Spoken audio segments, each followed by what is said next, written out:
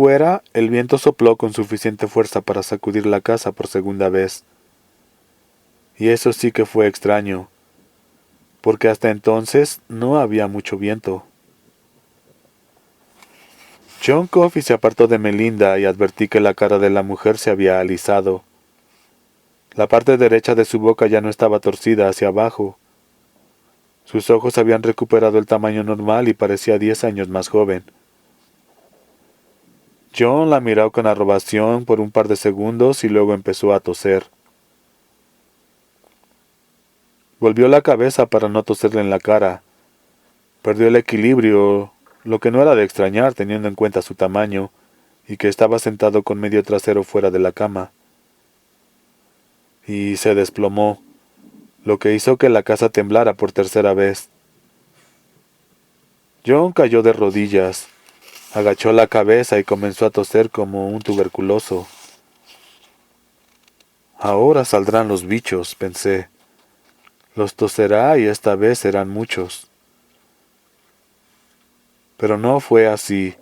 Siguió tosiendo con profundas arcadas y solo se detenía el tiempo suficiente para volver a tomar aire. Su cara oscura como el chocolate se volvió gris. Brutal se acercó alarmado. Se arrodilló a su lado y rodeó con un brazo su corpulenta espalda. Como si aquel movimiento de Brutal hubiera roto un hechizo, Moore se acercó a la cama y se sentó en el mismo sitio donde lo había hecho John Coffey. Parecía totalmente indiferente a la presencia del gigante negro que no paraba de toser. Aunque Coffey estaba de rodillas junto a sus pies, Moore solo tenía ojos para su esposa, que lo miraba con expresión de asombro. Mirarla era como mirarse en un espejo sucio que alguien acaba de limpiar. «John», gritó Brutal, «escúpelo, escúpelo como lo hace siempre». John siguió tosiendo. Tenía los ojos húmedos, aunque sus lágrimas no eran de dolor, sino de esfuerzo. Al toser despedía una fina lluvia de saliva, pero eso era todo.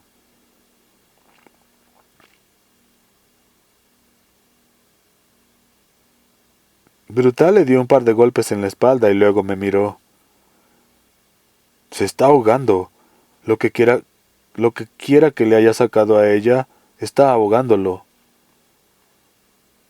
Di un paso al frente, pero antes de que pudiera acercarme, John se apartó a gatas hacia un rincón de la habitación, siempre tosiendo y aspirando con fuerza. Apoyó la frente contra la pared, pintado de la pared. Apoyó la frente contra el papel pintado de la pared e hizo una horrorosa arcada, como si quisiera vomitar la membrana que recubría su garganta. Pensé que eso bastaría para sacar los bichos, pero no había señales de ellos. De cualquier modo, su tos pareció calmarse un poco. «Estoy bien, jefe», dijo con la frente apoyada sobre las rosas silvestres del papel. Todavía tenía los ojos cerrados, y no entiendo cómo supo que estaba allí, pero lo sabía. «Estoy bien, de verdad. Atienda a la señora». Lo miré dubitativo y me volví hacia la cama. Hal acariciaba la frente de Melly, y yo descubrí algo extraordinario encima de ella. Algunos mechones de su cabello habían recuperado el color negro. «¿Qué ha pasado?», preguntó. Mientras la miraba, el color volvió a sus mejillas como si hubiera tomado prestadas un par de rosas del papel pintado. «¿Cómo he llegado aquí? Estábamos en el hospital de Indianola, ¿no es cierto? El médico iba a hacerme radiografías para examinar mi cerebro». «Calla», dijo Hall. «Calla, cariño. Eso ya no importa». «Pero no lo entiendo», dijo Cassie en un gemido. «Nos detuvimos en un puesto de la carretera. Me compraste un ramillete de flores y ahora estoy aquí». «Está oscuro. ¿Has cenado, Hall? ¿Por qué estoy en la habitación de huéspedes?» Sus ojos se posaron en Harry como si no lo vieran. Supongo que debido a que estaba impresionada. Y luego en mí. Paul, ¿me han hecho las radiografías? Sí, dije. Todo estaba bien. No encontraron ningún tumor.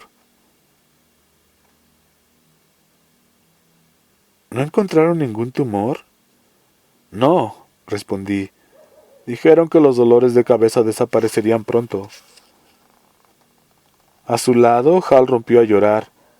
Melinda se incorporó y lo besó en la sien. Luego dirigió la mirada al rincón. ¿Quién es ese negro? ¿Qué hace en el rincón? Me volví y vi que John intentaba levantarse. Brutal lo ayudó y John lo consiguió con un último impulso. Sin embargo, permaneció de cara a la pared, como un niño castigado. Seguía tosiendo, pero los espasmos eran cada vez más débiles. John, dije, vuélvete, grandulón, y mira a la señora. Se volvió lentamente. Su cara seguía cenicienta y él parecía 10 años mayor, como un hombre poderoso que, exhausto, acababa de perder una batalla.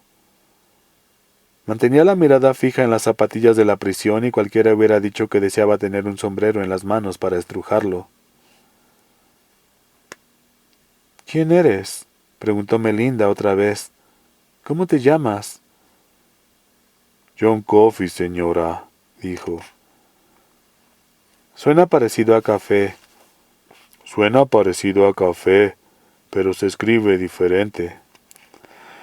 Suena parecido a café, pero se escribe diferente, respondió ella de inmediato.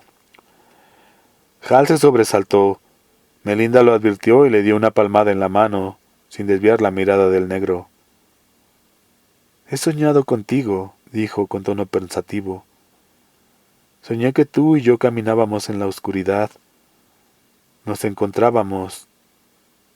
John Coffey no respondió. Nos encontrábamos en la oscuridad, repitió. Levántate, Hal. Me tienes acorralada.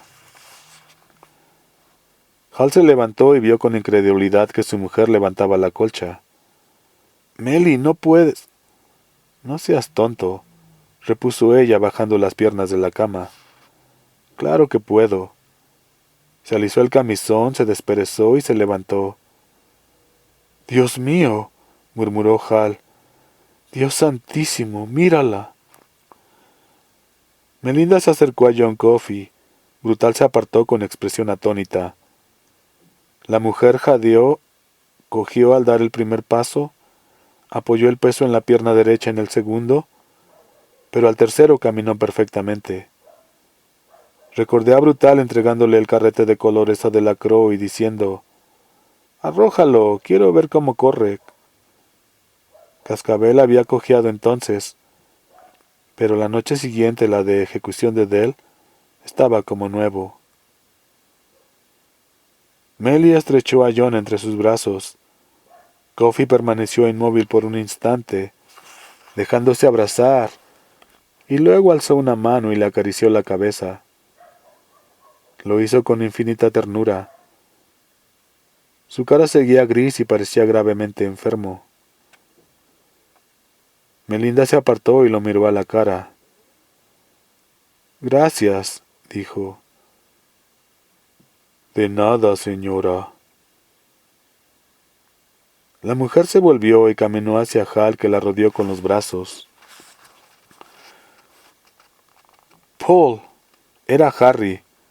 Tendió la muñeca izquierda y señaló el reloj. Eran casi las 3. A las 4:30 amanecería, y si queríamos devolver a Coffey a Cold Mountain antes de que eso ocurriera, teníamos que marcharnos pronto.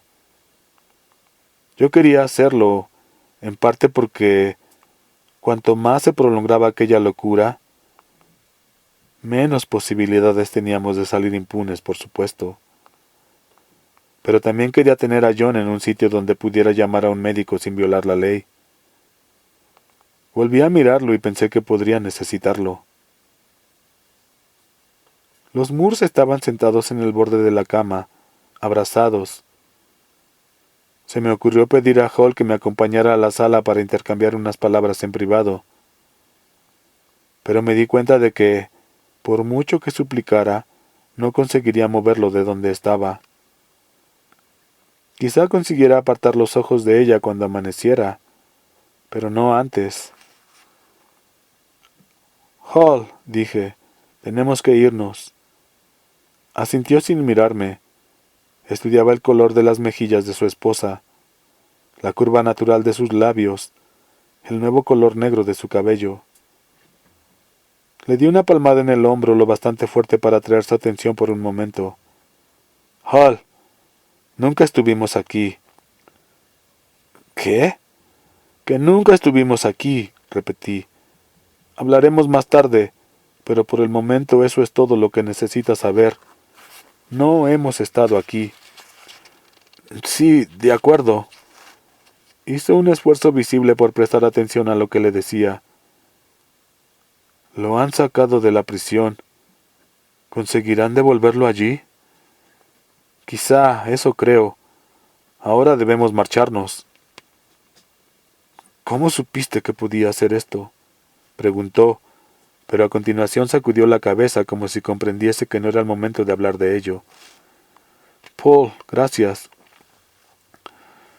No me las des a mí, dije, sino a John. Miró a John Coffey y tendió una mano como había hecho yo el día en que Harry y Percy lo acompañaron al bosque. Gracias, muchísimas gracias. John se limitó a mirar la mano. Entonces Brutal le dio un codazo, no precisamente sutil, y el negro estrechó la mano que le tendían. Arriba, abajo, de nuevo al centro. De nada, dijo con voz ronca que me recordó la de Melly cuando había aplaudido y le había pedido que se bajara los pantalones. De nada, repitió, estrechando la misma mano que, si las cosas seguían el curso previsto, tomaría la pluma para firmar su orden de ejecución. Harry volvió a señalar su reloj, esta vez con impaciencia. ¿Preparado, Brutal? Pregunté. Hola, Brutal, dijo Melinda con voz alegre, como si acabase de reparar en su presencia. Me alegro de verte. ¿Te gustaría tomar una taza de té? ¿Y a ti, Hall? Puedo hacerlo. Volvió a levantarse. He estado enferma, pero ya me encuentro bien. Hacía años que no me sentía tan bien. Gracias, señora Moores, pero tenemos que irnos, respondió Brutal. Hace rato que John debería haberse acostado. Sonrió como para indicar que era una broma, pero la expresión con que miró a John estaba tan llena de ansiedad como mi corazón. Bueno, si están seguros. Sí, señora. Vamos, John Coffey, dijo tirando del brazo de Coffey, y éste lo siguió. Un minuto. Melinda se soltó de las manos de Hall y corrió como una niña hacia donde estaba John. Volvió a abrazarlo. Luego se llevó las manos al cuello y se quitó una fina cadena de la que colgaba una medalla de plata. Se la ofreció a John, que lo miraba sin comprender. Es San Cristóbal, dijo. Quiero que la aceptes y que siempre la lleves contigo. Te protegerá. Por favor, póntela. John me miró preocupado y yo miré a Hall, que primero abrió las manos y luego asintió. Tómala bien, dije, es un regalo. John la tomó, se pasó la cadena por el grueso cuello y la medalla de San Cristóbal. Y la medalla de San Cristóbal cayó sobre la pechera de su camisa. Había dejado de toser, pero su cara se veía más gris y enferma que nunca. Gracias, señora, dijo. No, respondió Melinda.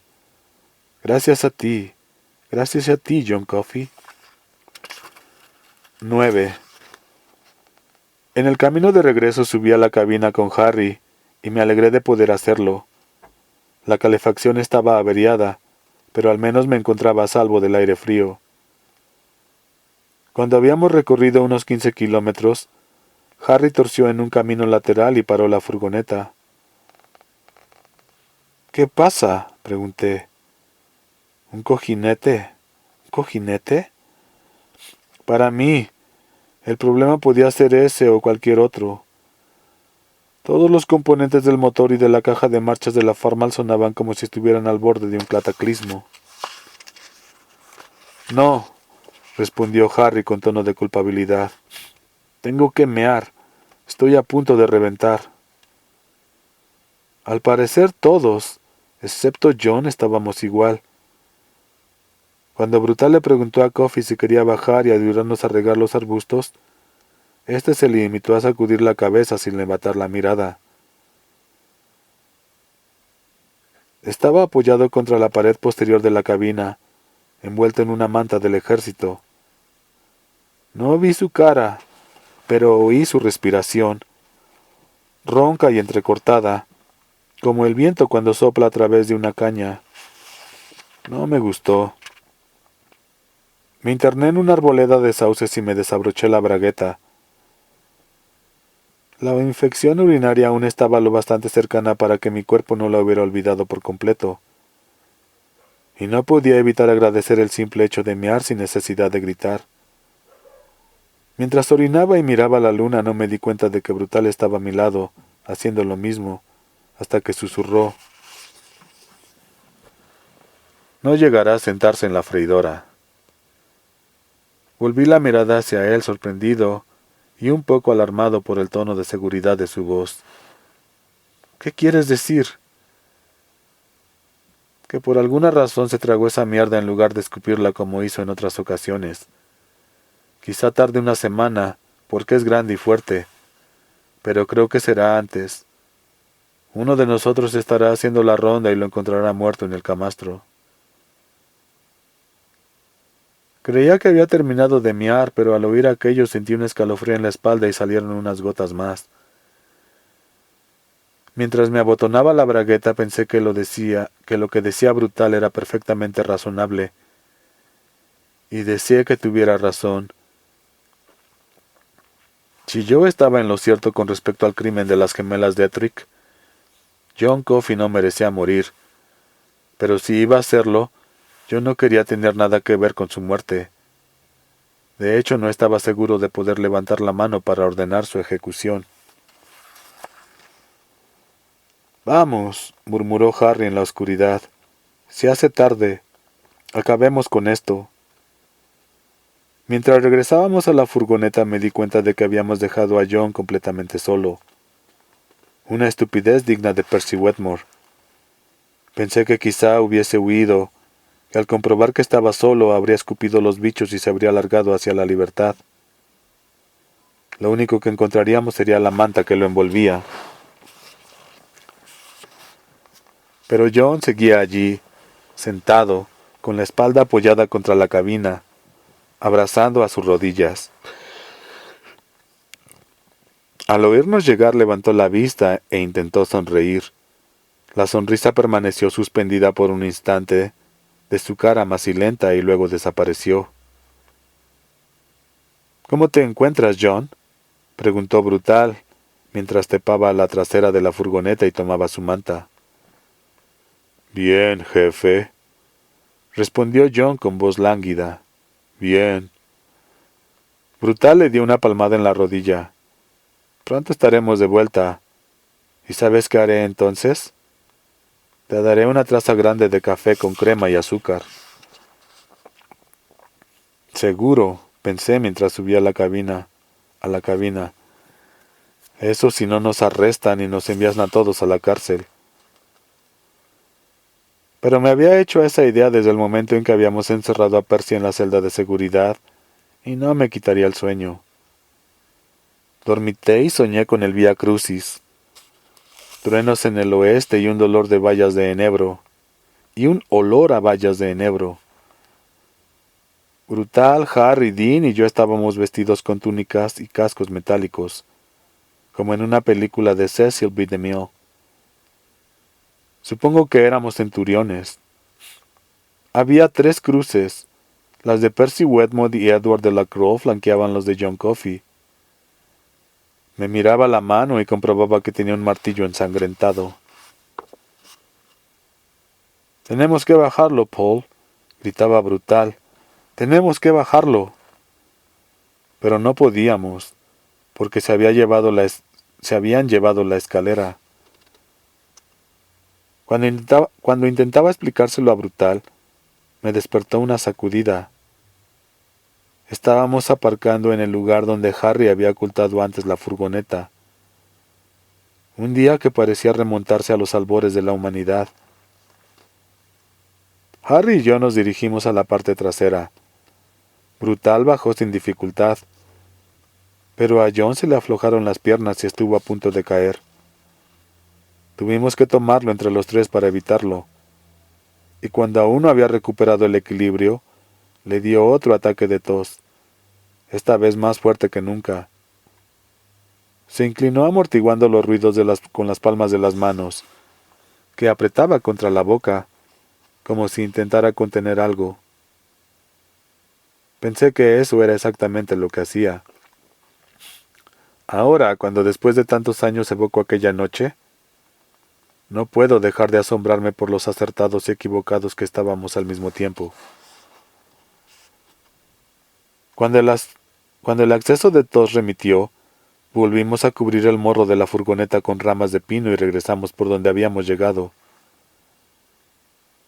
Lo peor de aquel trayecto surrealista fueron, al menos para mí, los últimos 200 metros. Mientras caminábamos a toda prisa por la cuneta del camino, vi, o me pareció ver, las primeras luces en el cielo, y estuve seguro de que algún granjero madrugador nos vería cuando saliera a recoger calabazas o plantar camotes. Pero aunque eso no ocurriese, oiríamos a alguien, en mi imaginación ese alguien era Curtis Sanderson, gritar: «¡Alto! ¡Deténganse!», mientras yo abría con mi Aladino la puerta que conducía al túnel. Entonces una docena de guardias armados con carabinas saldrían del bosque y nuestra aventura habría terminado. Cuando por fin llegamos a la puerta, mi corazón latía tan fuertemente que con cada latido veía pequeños puntos blancos estallar frente a mis ojos. Sentía las manos frías entumecidas, lejanas, y durante un buen rato fui incapaz de meter la llave en la cerradura. «¡Demonios! ¡Luces!», gimió Harry. Alcé la vista y vi un abanico de luces en la carretera. El llavero estuvo a punto de caer de mis manos, pero lo atajé en el último segundo. «¡Dámela!», intervino Brutal. «Yo lo haré». «No, ya lo tengo», dije. La llave entró en la cerradura y giró. Un instante después estábamos dentro. Nos agachamos debajo del tabique y vimos pasar un camión por delante de la prisión. Oía la respiración entrecortada de John Coffey, que sonaba como un motor que se ha quedado sin aceite. En el camino de ida había levantado el tabique de acero sin esfuerzo, pero esta vez ni siquiera se lo pedimos.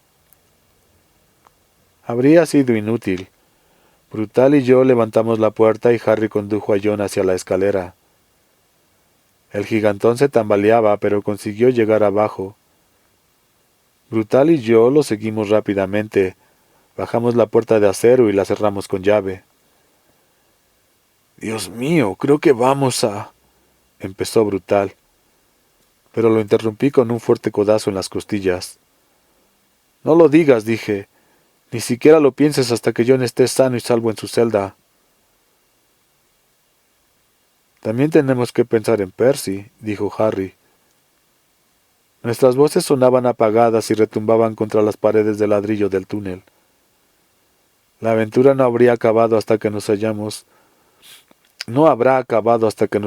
enfrentado a él. Lo cierto es que aún faltaba mucho para que aquella aventura acabase. Y el enfrentamiento con Percy Wedmore fue al mismo tiempo más difícil y más fácil de lo que esperábamos.